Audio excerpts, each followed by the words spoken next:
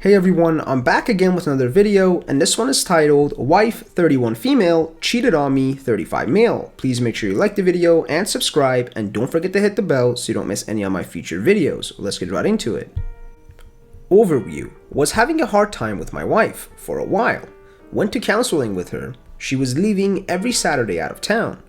Came home one Sunday with a changed attitude and was all about me and our marriage. Had trust issues after that. Got her phone, found evidence, confronted her, and got a confession. She left. I contacted a lawyer, set 3 boundaries and conditions, one being legal separation and a post-nup. She came home for a cove to help with our 8-year-old son. Now that I've given a brief summary, she had been taking our son to her mother's house almost every day. I thought we were doing better and might even be able to reconcile. I wanted to. I wanted her to want to. She would tell me she did, then she would turn around and say, never mind, divorce. This week, more of the same, but she changed her mind about the legal separation, or so she led me to believe. My lawyer had warned me that she would be very unstable and manipulative, but she was my wife, 9 years married, 12 years together. I want that hope. I was addictive. We talked some, and she would tell me everything was going to be alright. We would sleep in separate rooms, but she would sneak back in my bed from time to have me hold her, rub her back. Today, she was supposed to talk to her attorney and set up the legal separation with mine. Instead, she called me and told me she was moving out. I was crushed, again. I was already having a hard time at work, even after putting in a hardship to get my first ship assignment after 16 years of being employed. But I asked for the next 2 days off. She wasn't even going to come back home. I told her to bring our son back and agreed to terms she wanted during the divorce settlement stuff. Week for week, as long as she had her own place and was living by herself with no roommates except for a new spouse. She finally brought him back. Later on, after whining and looking for excuses, we sat him down and told him a bit of what was going on. It crushed him. She had crushed both of us again.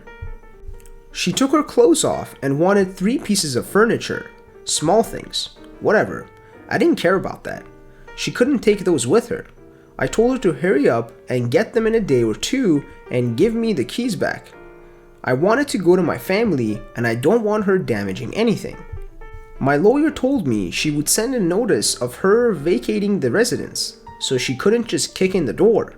It would be burglary after that. Though, in my malice, it would be funny to see her with a felony on her record. It feels final. I'm feeling relief hiding amongst the grief.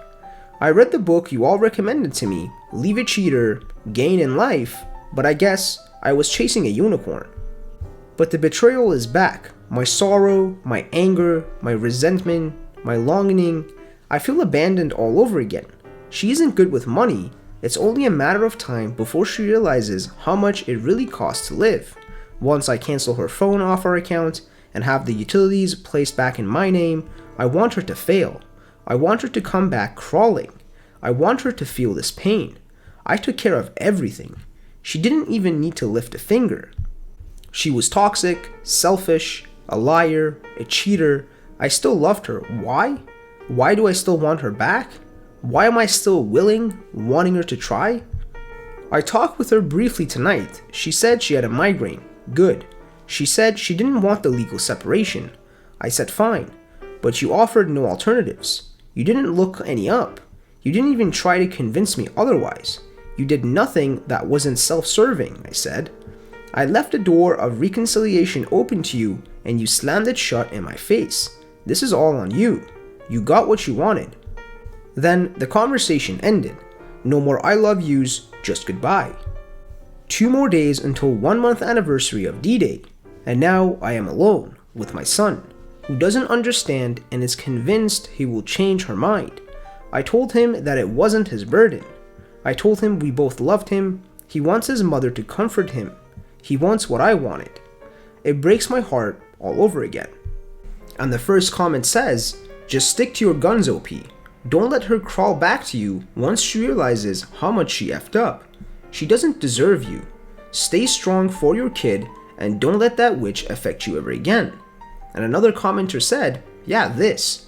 Once his kid knows, he cannot see him back down, or he will create a cycle for his boy where he will be in his place in 20 years. He needs to understand what is going on and not create a cycle of abuse to pass down to his son. And another commenter says, yes, please stay strong and do not let her in anymore. It is painful, it is hurt, but you do not deserve her. Another commenter said, your wife did not just betray you, now you really feel it. She also betrayed your son. She selfishly destroyed his happy and stable home for cheap intercourse. When life kicks her in the shins and she makes noises like she is changed, remember this feeling. And another commenter says, at least you are free of that maniac ex-wife of yours and you have your son. And the next comment says, why are you being so passive? And a reply to that says, this. He is absolutely auditioning for the lead role as Plan B. And the OP replied, I'm not sure what you mean. Why didn't I just tell her off and kick her out a month ago? Why am I acting defeated? Because I feel defeated. And another commenter says, you also need to get some therapy sessions going ASAP. You need to learn how to set boundaries. I know you are hurting really bad right now, but constantly communicating and allowing her to manipulate you only feeds her narcissism. Your communication needs to be, if it is not related to our son, I don't need to hear it. Thank you. If she says it is and still tries to bring back the topic, even more, file a restraining order for harassment. Actions deserve consequences, people. And another commenter says, brother, you're not defeated. You married the wrong woman. You have a son who loves you and your health. You're luckier than most. Understand this. This is life. Work out, be there for your son, read, invest in new hobbies. Life can be S. Own this as your reality and embrace it. I went through something similar many years ago. Meditation is a good way to also get through this and read a book. And the next comment says, I feel your pain, mate. Your story could have been written by me, word for word. The difference is you showed more strength than me, and I respect that. It is normal to have emotional cycles that include sadness, anger, loneliness, confusion, disbelief, self-pity, hope, confidence, and then back to sadness. You've been blessed with a son whom you obviously cherish. Your payoff will happen as your son grows into a fine man. You will have a special bond that can't be compared to any short-term thrill that your wife is chasing.